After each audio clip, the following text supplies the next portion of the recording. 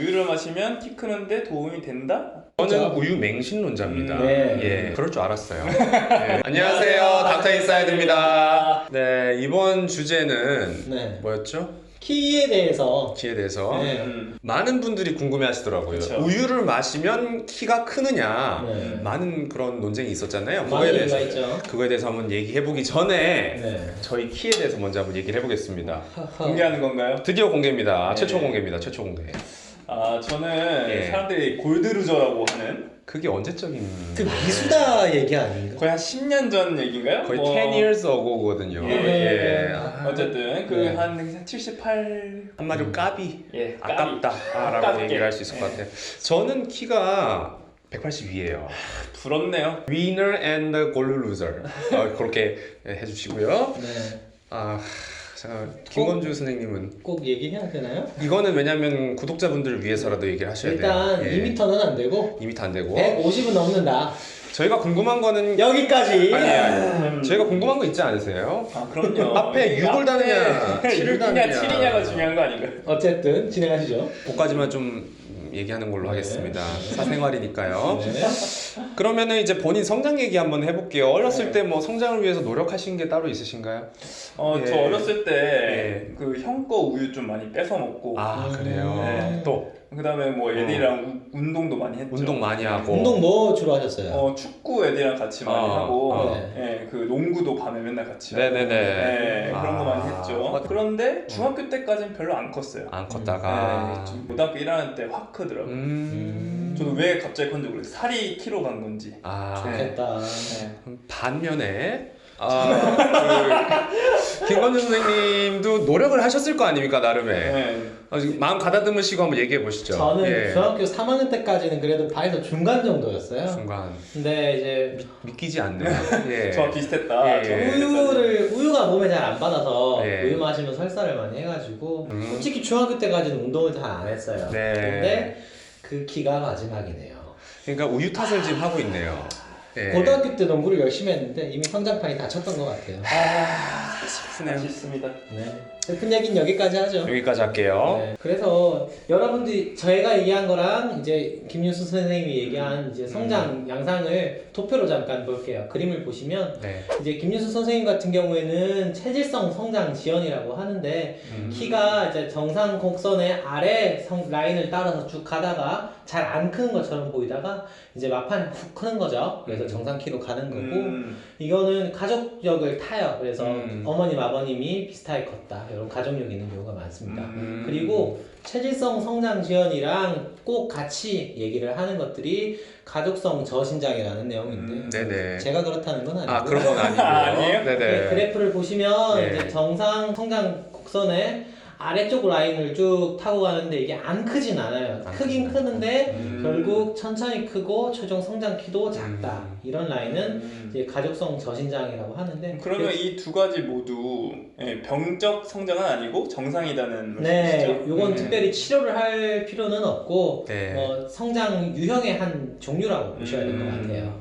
그럼 결과적으로 김윤수 선생님은 체질성 성장 지연이신 거고 체질성 성장 지연. 김건준 선생님은 가족성 저신장은 아니다. 이렇게 좀 결론을 지을 수 있을 것 같고요. 저희 부모님을 존중해 주시죠. 그럼요. 제가 예. 방금 그렇게 정리하면 될 것 같습니다. 네. 그렇죠? 오해 마시고요.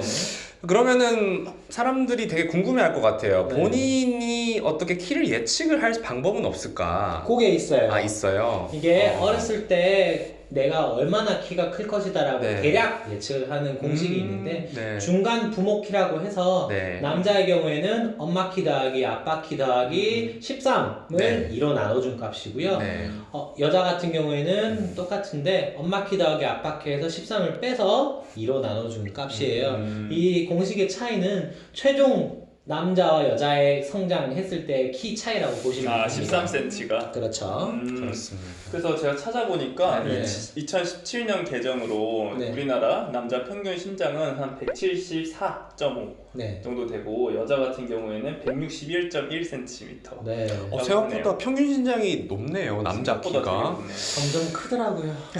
노코멘트 하겠습니다. 예, 여기까지. 예. 그러면 우리도 한번 공식에 좀 빗대 볼까요? 한번 계산을 한번 예. 해볼까요? 계산을 자, 했다. 네. 그 김윤 선생님은 얼마로 나옵니까? 저는 예상 신장보다 네. 한 5cm 정도 더 실제로 컸거든요. 아 그래요? 예. 저는 되게 놀라운 게 예상 키보다 10cm가 더 컸어요. 차이가 너무 심한 거 아닌가요? 좋겠다. 그- 근데 여러분들이 되게 부럽네요. 근데 저희는 약간 그 방정식에 대해서 불신을 가질 수밖에 없거든요. 네. 그래서 딱 해놓고 예. 공식이 구라가 아니고요. 구라가 아니다. 구라가 아니고 네네. 그만큼 환경의 영향도 중요하다. 아, 가령 그렇구나. 김유수 선생님 운동 열심히 하시고 네. 우유 많이 드셨듯이 많이 드셨죠. 특히 네. 또 권준범 선생님이 우유 마시면 키가 크냐고 그렇게 궁금해하셔서 맞아요. 이번 영상을 준비를 하게 됐는데 네. 그래서 여러 논문들을 좀 찾아봤어요. 그러니까 이 우유랑 IGF-1이라는 단백질이랑 관계가 있다. 우유를 많이 마시면 네. 이 단백질이 많이 나온다라는 음. 내용이 있었는데 IGF-1은 이제 성장 호르몬 친구라고 보시면 될 것 같아요. 네. 그래서 결국에는 우유를 많이 마시면 성장 호르몬과 연관이 있더라. 아. 요소는 확실히 있더라. 그래요? 하지만 우유는 소의 저지다 보니까 지방 함량이 너무 높고 네. 그다음에 저처럼 우유 많이 마시면 설사하는 사람들이 있어요. 네, 맞아요. 저당 불내증이라고 하죠. 네. 이런 게 있는 사람들에게는 우유가 그리 좋은 음식이 아니고 또 하나는 특히 어린애들이 우유를 너무 많이 마시게 네. 되면 오히려 철분 흡수가 잘 안 돼서 철결핍 빈혈 같은 경우거든요. 그래서 개인 그리고 시기마다 다른 섭취가 좀 요구가 됩니다. 근데 왜 오. 철분 결핍 빈혈? 그게 왜 생기는 건가요? 근데? 이게 우유의 철분 함량 자체는 많아요. 근데 뭐 소고기나 이런 육고기에 비해서 네. 똑같은 양을 먹었을 때 흡수량이 훨씬 떨어지거든요. 그래서 흡수 비율이 떨어지기 때문에 비율의 문제. 그렇죠. 그래서 이제 우유로만으로 너무 배를 불리게 되면 빈혈이 올 수 있어요. 네. 그러면은 아무래도 저지방이 조금 더 낫겠네요. 저지방은 낫겠죠? 저지방은 생명이네요. 그렇죠. 예, 저지방 우유로 드십시오. 네. 근데 제가 또 궁금한 게 하나 더 있어요. 우유는 그렇다 치고 네. 그럼 활동량 있잖아요. 네. 저는 어릴 때 막 태권도 같은 거 너무 많이 하면 키 안 큰다 그래가지고 어머니가 태권도를 안 시키셨거든요. 맞아요. 헬스도. 헬스도 막 너무 많이 하는 애들이 키 안 크고. 네. 그래서 실제로 그 활동량하고 키가 상관관계가 있는지가 좀 궁금합니다. 저도 여기 궁금해서 예. 논문을 한번 찾아봤는데 네. 이런 저널이 하나 있더라고요. 이 저널 내용을 간략하게 얘기를 하면 네.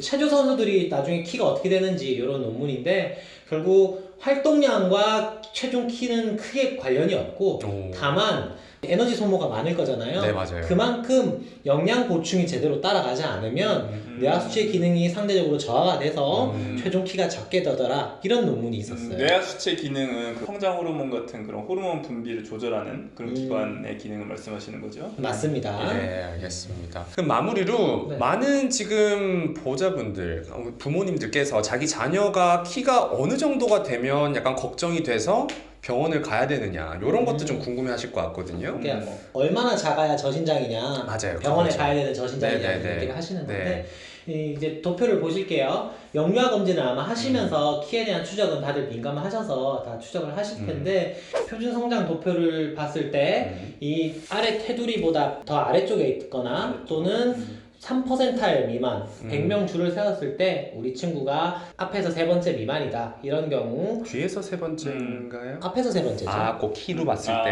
예, 아, 예. 알겠습니다. 앞에서 세 번째 미만인 경우 또는 우리 애기가 1년에 4cm도 안 컸다.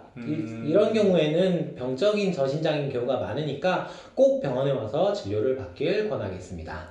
이 표준 성장 도표는 네이버나 구글에 2017 소아청소년 성장 도표라고 치시면 이제 확인이 가능하니까 꼭 한번 비교를 해보시길 바라겠습니다. 네. 그러면 오늘 주제에 대한 네. 최종 결론이 뭐죠? 우유를 마시면 키 크는데 도움이 된다? 우유는 확실히 키 큰데 도움이 되는 것 같아요. 여러분들도 다 이제 네. 그걸 보셨죠? 저는 우유 맹신론자입니다. 네. 예, 그렇기 때문에 네. 그럴 줄 알았어요. 예. 우유를 마시면 성장 호르몬 분비에 확실한 도움이 되는 건 맞는데 개개인마다 받아들이는 차이가 있기 때문에 우유를 한 가지만 맹신하기보다는 다른 것도 골고루 먹고 적당한 활동을 곁들여 가면서 하는 게 키에 제일 도움이 많이 되겠죠. 반성하고 있습니다. 네, 이상으로 오늘 우유와 키의 관계에 대해서 알아봤습니다. 저희 영상이 재밌고 유익하셨다면 구독과 좋아요. 알람 설정까지 부탁해요. 안녕.